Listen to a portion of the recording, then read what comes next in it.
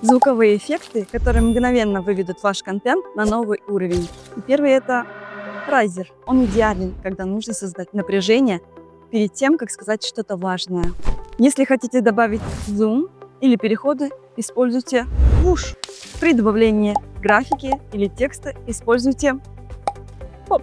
И, наконец, это звук затвора камеры. Он идеально подходит, когда вы добавляете много фотографий и быстрых изображений. Звук важен. Используйте правильно, и люди будут смотреть вас дольше.